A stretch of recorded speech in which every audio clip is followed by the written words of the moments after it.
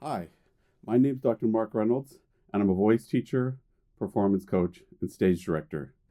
Today I'm going to be reacting to Dimash's performance of The Love of Tired Swans, and I'm trying a slightly different format today.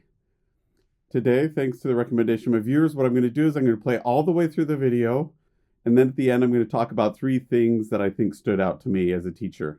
Today's question of the day is there something about his performance that really draws you in? That makes you forget that you're watching a performance and you get sucked into the entire experience? Or are there things that are distracting to you, that take you out of the moment and distract you from what the story is or what he's trying to communicate? Here we go.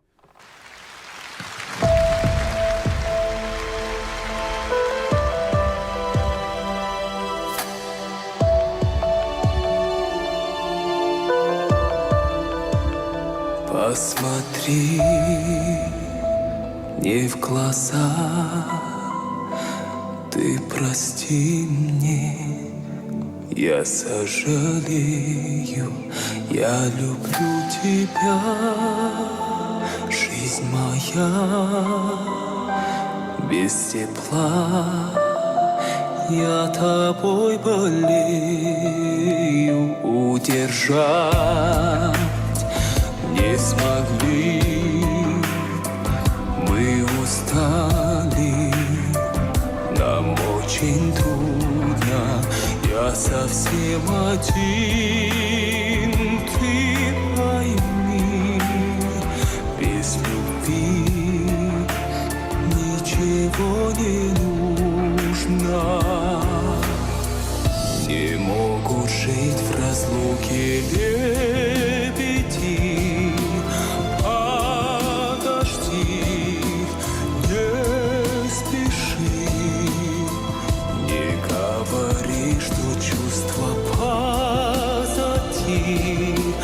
Нет назад пути, не могут жить в разлуке лебеди. Подожди, не спеши, в разлуке боль сильней, любовь мою согрей, любовь уставших лебедей. Мои дни без души, я скучаю, все очень сложно, мы еще близки, не молчи, позови, без любви не больно, я прошу,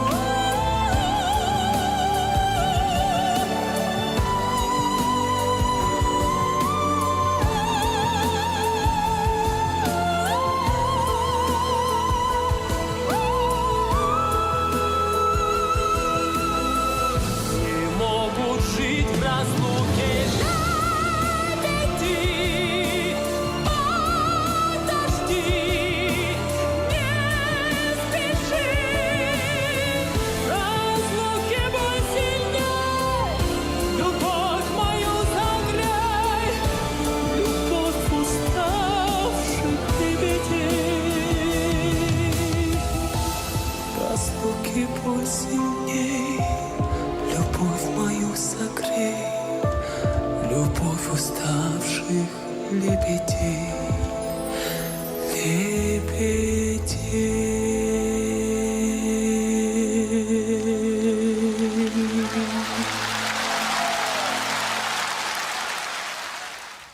What a beautiful song. And he did a fantastic job with it. I want to talk about 3 different things that I think we learned from this video. Number 1, I think we need to talk about posture. Number 2, we need to talk about what he's doing with his mouth, especially with what's going on with his tongue.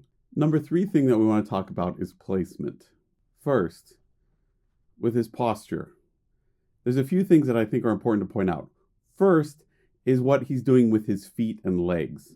He's taking a really balanced stance, really wide, much wider than I would expect. It helps him stay grounded.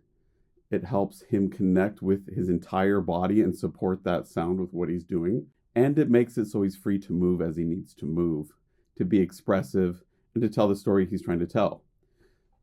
Like this moment.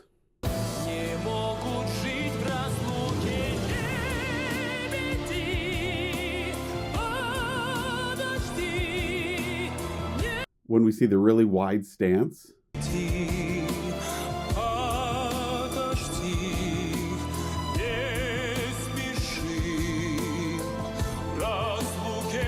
Like this moment.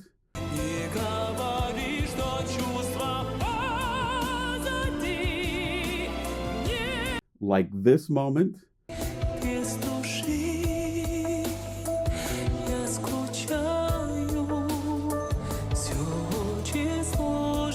Like this moment.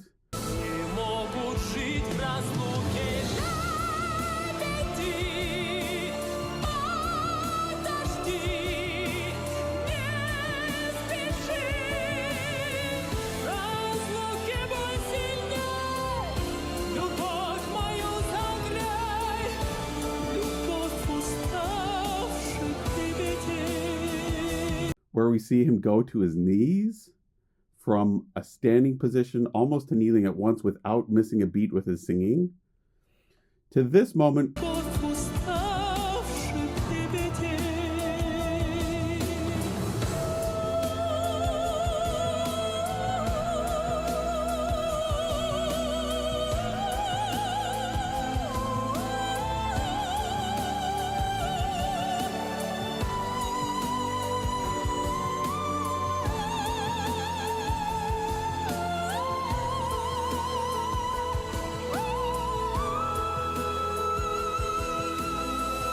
where we see that he has this wide stance, but how it lets him lean and move in different directions, where if he was just standing side by side and not balanced, he would be much more limited in his range of motion, which would limit his expression. Often when I see young singers start to sing, they sing, if these were their feet, directly side by side. What this does is it makes it so when they want to move, they have to shift their weight to one foot and then move the other forward. Well, when they're singing, what that ends up translating to is this really rough slide of a foot forward, and it makes it really hard for them to move. It also means when they're like this, that to lean side to side is not as easy, and definitely leaning forward and backwards not so easy. So if instead our feet make more of a T position with one foot this way and the other foot angled inside that way, it gives us range of motion forward and back and side to side. It's much more balanced, helps ground our body. It also helps our breath release in a more natural, deep, full way. The other thing with posture that I noticed is how often he pulls his neck forward. Now, this is something I think he's doing to try to connect with the audience, to try to reach out to them. Maybe he's doing it for technical reasons, or he's not aware that he's doing it. But putting our head forward is not usually a great thing to do for our voice. The reason is it's like if you took a flute and bent it over your knee, it wouldn't play as efficiently and make the same kind of sound. So this suggests some kind of strain to me.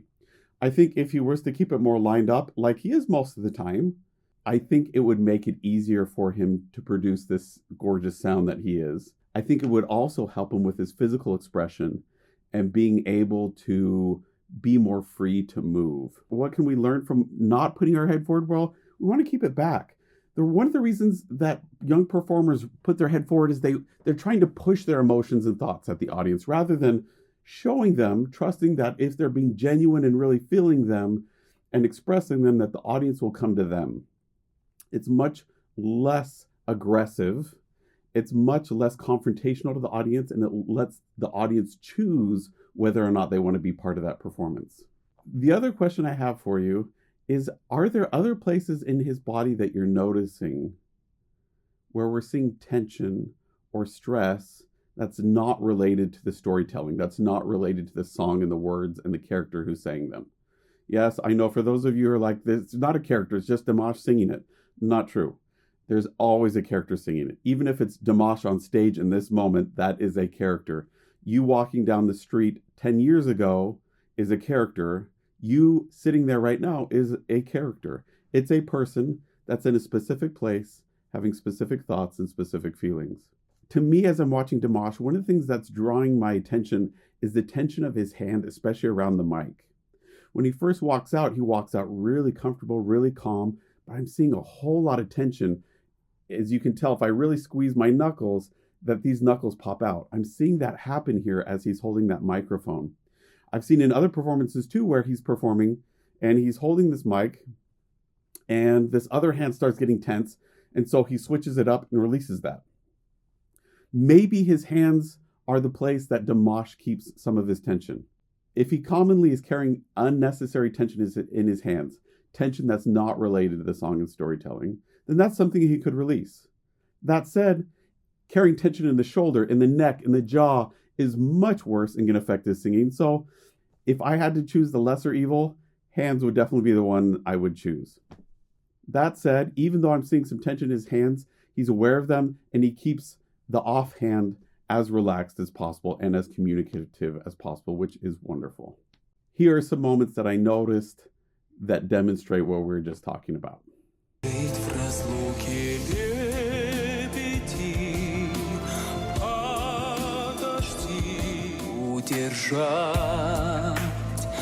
Не смогли один, ты пойми, без любви ничего. Любовь мою согрей, любовь уставших лебедей. Мои чувства не моя проза, иногда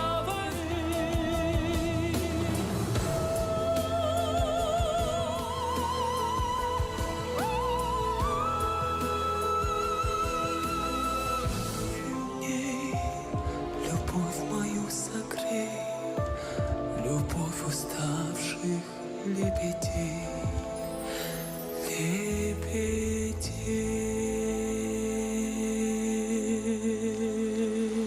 Let's talk about what's going on with his tongue. As you're noticing here, he's opening that mouth, especially when he gets the loud sections, when he gets the high sections.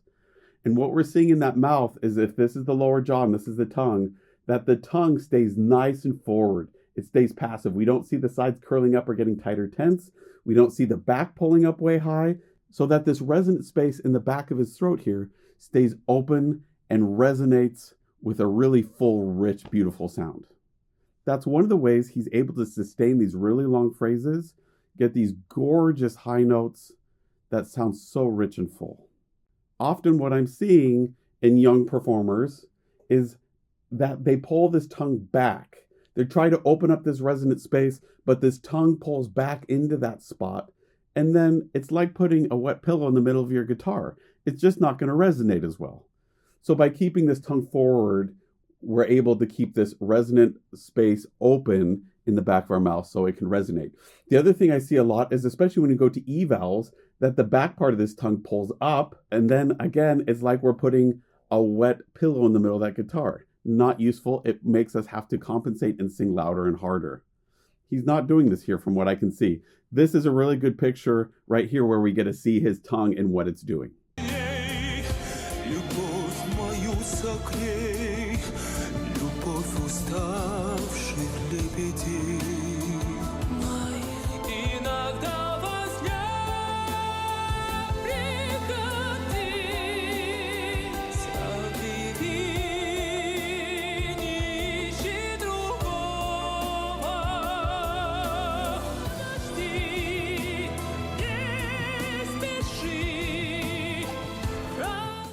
The other place that I see tension in the tongue in young singers is along the side of this tongue.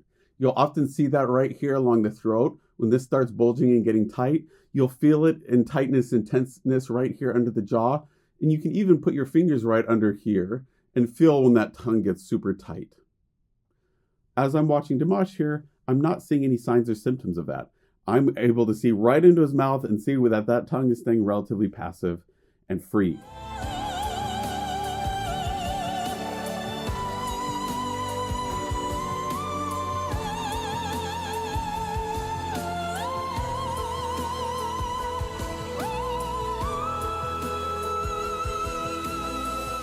That's wonderful because that means his diction's going to be clearer. That means he's not obstructing the resonances at all.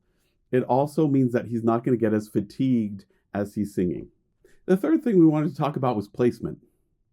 What do we mean by placement? Well, we mean that when we sing, where do we feel a buzziness? Where do we feel that sound resonating and amplifying and then coming out into the room with a full, rich sound? What's interesting here is he's changing the placement on purpose to give us different effects, different colors, different sounds. For example, at the start, he sings with a softer, less vibrant sound. That's on purpose. It helps ease us into the song. It helps us feel comfortable and relaxed and open to what's going to happen next. He's doing that by placing the sound further back. It's not this forward, really resonant, biting sound that carries through this really loud music that's really exciting to hear. It's a softer sound that is a little taller in the back. And if I'm imagining where that sound's going, it's going up through my head instead of out here through my sinuses or out here through my mouth. It's staying nice and tall and easy. And he's also making it a little aspirate, meaning he's putting some extra air through it so it sounds a little breathy.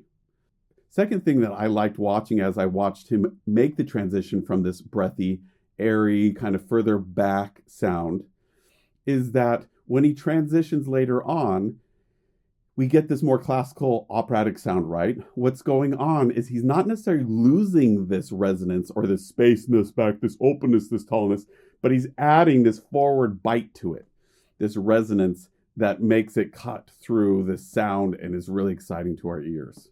I think that's really helpful to learn, that it's not necessarily one placement or the other, but we can engage both at the same time and they can balance each other really, really well. In classical voice terms, this is called chiaroscuro, which means light and dark, both at the same time. And that's the sound we get when we get this more operatic sound. And we get a little more vibrato too, which makes it sound more classical.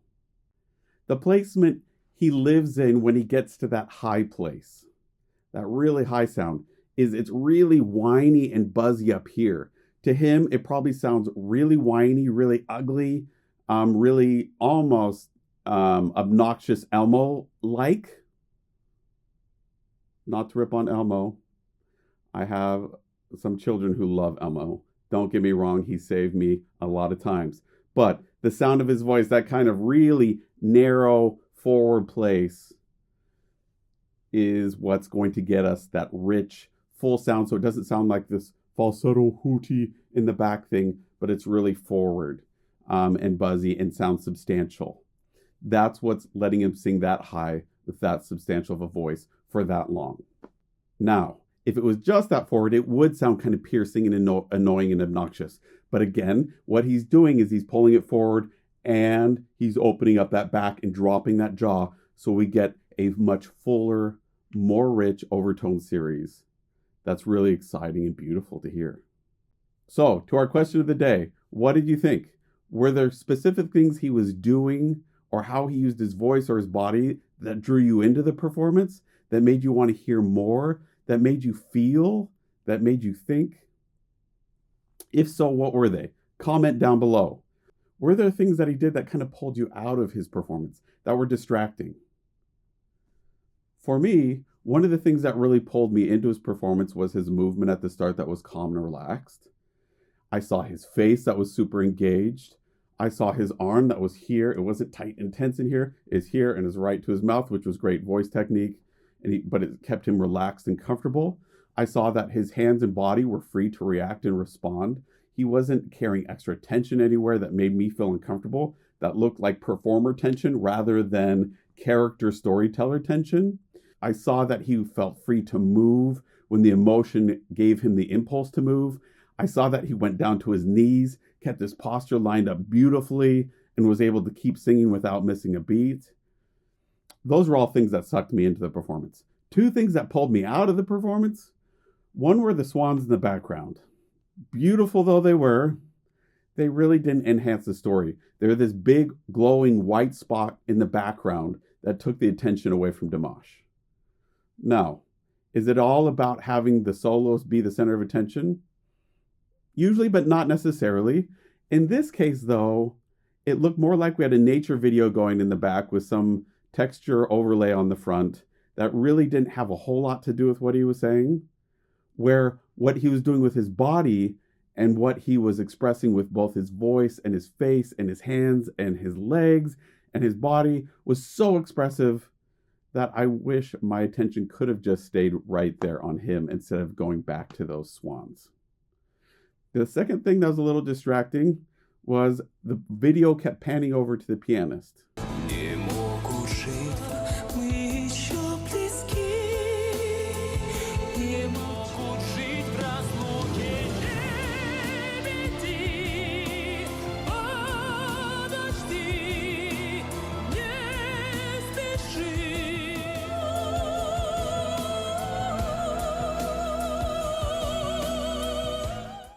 Now, unfortunately, his face did not seem like it cared at all what was going on stage. It seemed like he was checking maybe what the producer's saying backstage, or just looking out over the audience, checking in with Dimash, but just going about daily business and not in the act of expressing, of communicating to the audience. He just looked calm and cool, which is okay. There's much worse things to do, but because the camera kept going back to him, it kept yanking me out of the super emotional that Dimash was showing to the neutral calm that the pianist was showing. I would have much preferred just to stay in the moment with Dimash there. I would love to hear what you had to say. Don't forget to click like and subscribe and comment down below if you enjoyed this video. If you want to book a lesson, consult with me, or just have someone to talk through your ideas with, book a time with me on mrperformingartsstudio.com. I'd love to work with you online.